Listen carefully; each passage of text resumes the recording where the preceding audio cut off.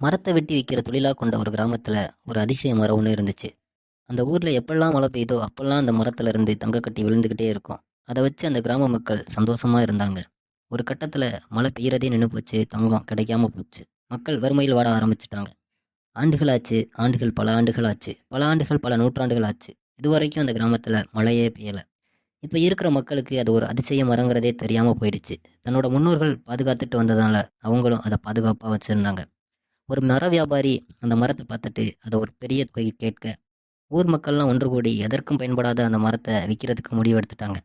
அதை வாங்கிட்டு போன மர வியாபாரி வேரோட எடுத்துட்டு போய் தன்னோட வீட்டு முன்னாடி நட்டு வச்சுட்டாரு. நட்டு வச்ச கொஞ்ச நாள்லயே மழை பெய்ய அந்த மரத்துல இருந்து தங்க கட்டி கொட்ட ஆரம்பிச்சிருச்சு. வியாபாரிக்கு ஒரே மகிழ்ச்சி தான், அதை கேள்விப்பட்ட ஊர் மக்களுக்கு ஏமாற்றம் தான். அப்பதான் அவங்களுக்கு புரிஞ்சது, தன்னோட முன்னோர்கள் எதை செஞ்சாலும் அதை காரணமாக தான் செஞ்சுருப்பாங்க அப்படின்னு. அதனால தான் அந்த மரத்தை வெட்டாம பாதுகாப்பாக வச்சிருந்திருக்காங்க.